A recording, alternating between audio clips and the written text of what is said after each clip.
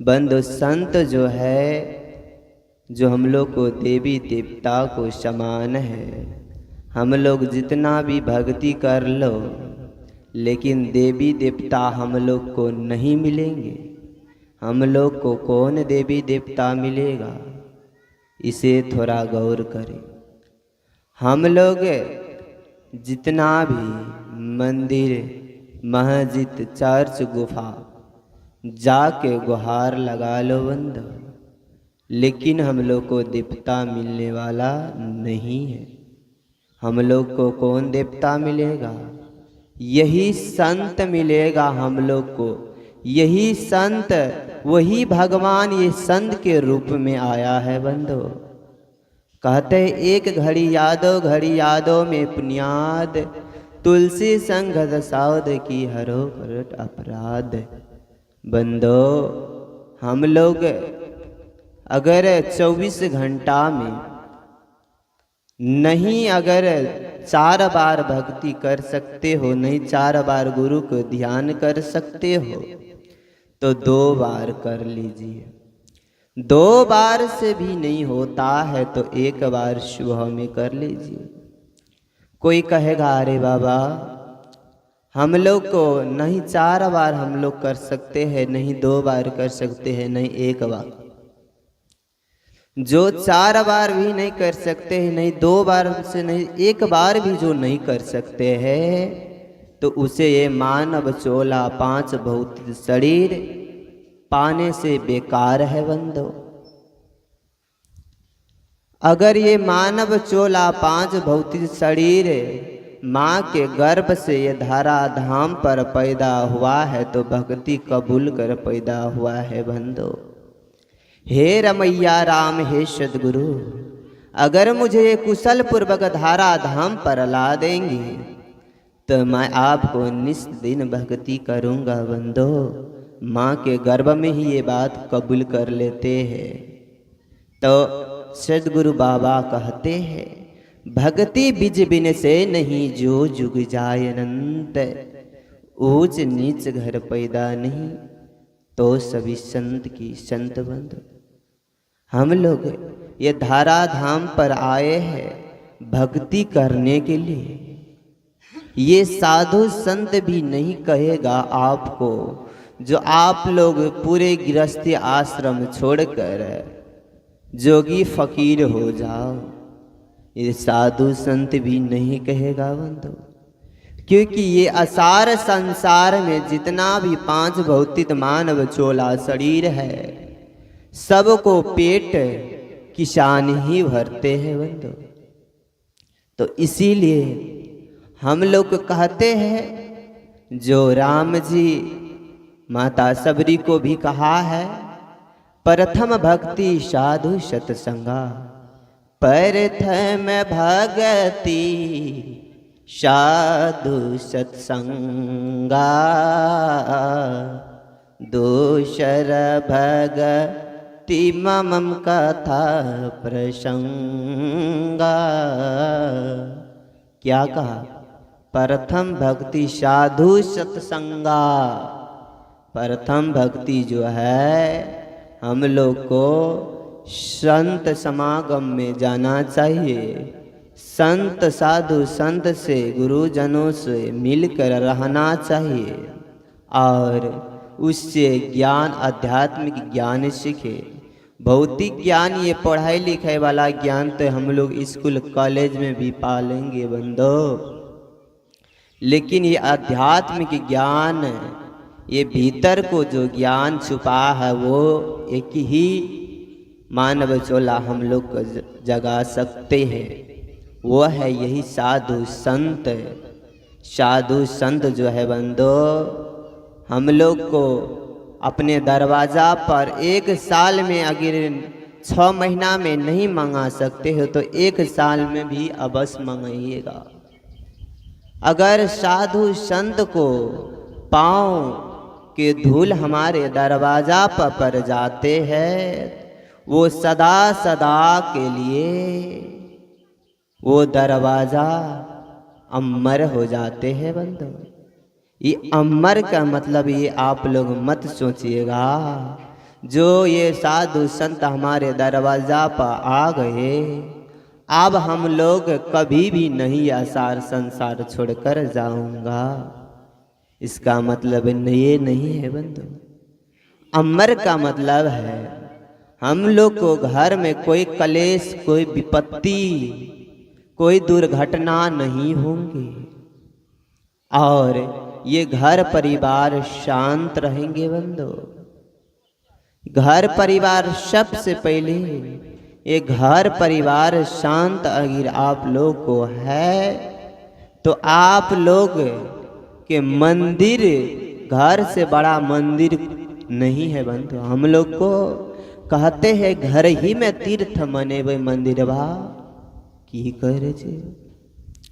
हम लोग अगर कोई पति पत्नी अपने सास ससुर को देवी देवता मानकर निस दिन उसके चरण दबावे और सुबह शाम उसे आरती दिखावे और निस दिन उसे चरण दबावे और भोजन करावे, तो उससे बड़ा भक्ति कुछ नहीं है बंधु। अगर ये उदाहरण एक आप ले लीजिए, जब इस काल्पनिक सोच है, इसी के माध्यम से आप लोग को भी समझा दूंगा। जब कहते हैं भोलेनाथ माँ पार्वती, आप लोग कहते हैं, जब भोलेनाथ माँ पार्वती अपने दोनों पुत्र गणेश और कार्तिक को कहा, सुनो पुत्र, तुम दोनों में जो ये तीनों लोग, तीनों भुवन, पूरे पृथ्वी को, पूरे विश्व को जो 3 बार एक ही मिनट में 3 बार जो घेर लेगा, 3 बार जो भ्रमण करके आ जाएगा, उसे मैं सर्वश्रेष्ठ बना दूंगा। तो कार्तिक को जो था उसे मयूर था बंधु, उसका वाहन मयूर था। तो कार्तिक ने क्या किया? कार्तिक ने कुछ न सोच समझ कर तीनों लोग 4 भुवन की ओर प्रस्थान कर चुके बंधु। और गणेश जी को कहते हैं मूसा था। गणेश जी जो था वो तीनों लोग 4 भुवन ना जाकर अपने माँ बाप को फेरा लगाकर 3 बार बैस गया। जब तक कार्तिक तीनों लोग 4 भुवन के घूम कर आया बंधु, उस पूर्वक ही गणेश जी को कहा दिया था, जाओ पुत्र, संसार में सबसे पहले तेरा ही पूजा होगी। ये मन की कल्पना है।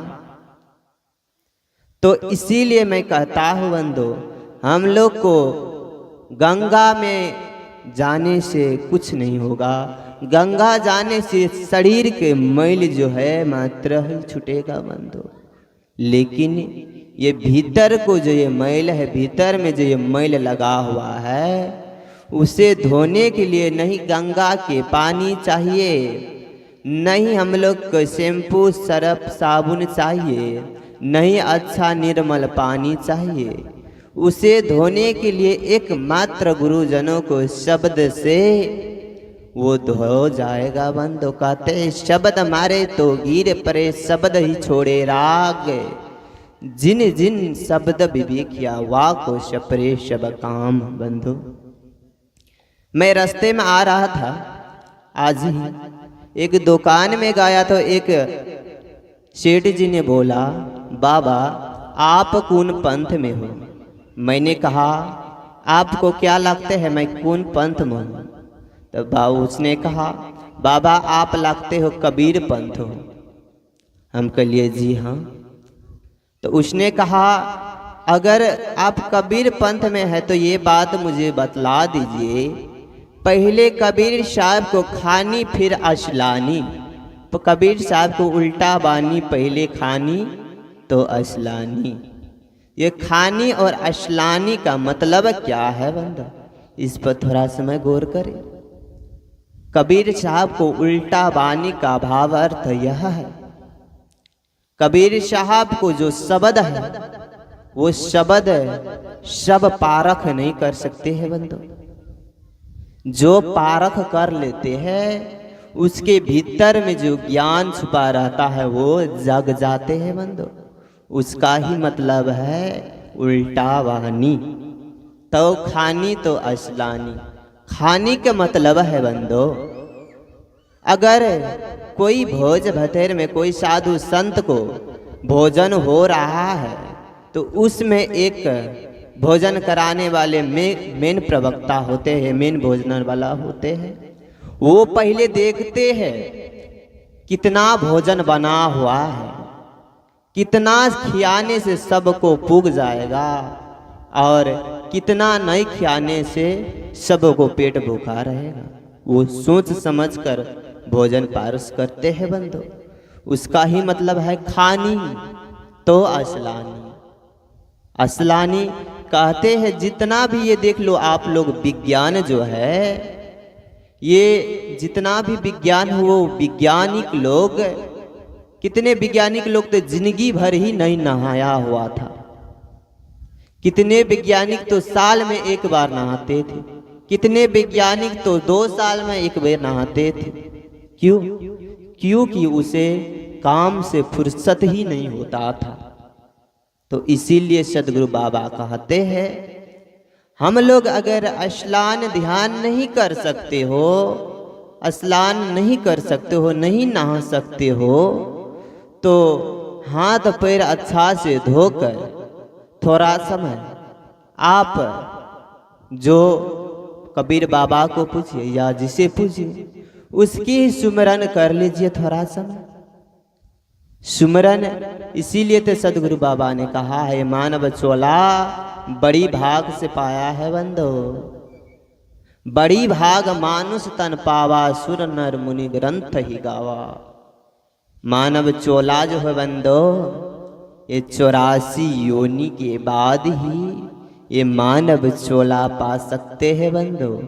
ये वेद शास्त्र बीज का अनुसार मात्र ही नहीं है बंदो, ये 4,32,000 विज्ञान जो होते हैं वैज्ञानिक, वो भी पता लगा चुका है सच में योनि होता है। योनि जो है ये वेद शास्त्र बीज के अनुसार 84 योनि है और ये वैज्ञानिक अनुसार 4,32,000 योनि है बंधु। उसके बाद हम ये मानव चोला पा सकते हैं। मानव चोला पाने के लिए बहुत कठिन है बंधु, बहुत कष्ट काट कर ये मानव चोला पाते हैं हम लोग। अगर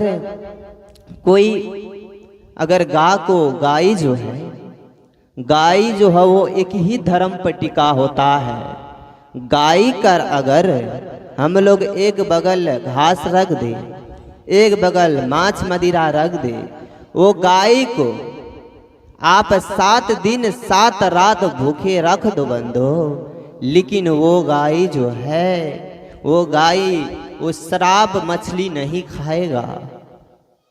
वो खाएगा तो घास ही खाएगा, वो खाएगा तो कुटी पराल ही खाएगा बंधु। बाघ को हम जितना भी पकवान रख दो एक तरफ अगर ये मांसू रख दो तो वो बाघ भी 7 रोज भूखा रह जाएगा, लेकिन वो पकवान नहीं खाएगा बंदो, वो मांस ही खाएगा। इसी तरह ये मानव चोला जो है, मानव चोला को ये स्वाद जो ये जिबिया के स्वाद जो होता है बंदो, वही जिबिया को स्वाद नहीं छूटते हैं। कहते हैं बाबा क्या करें, हम जितना भी छोड़ने की प्रयास करते हैं धूम्रपान मद्यपान छूटता ही नहीं है। इसके लिए क्या किया जाए? तो इसके लिए क्या करना चाहिए? सबसे प्रथम हम लोग अगर कोई इंसान क्यों न हो बंधु, अगर आप दिन में 4 बार 5 बार खैनी खाते हो तो उसे थोड़ा कम कर दीजिए। नहीं कहते साफ एक वाक्य छोड़ दीजिए, ये नहीं कहते, उसे थोड़ा कम कीजिए। 4 बार खाते हो तो उसे 3 बार पर लाइए।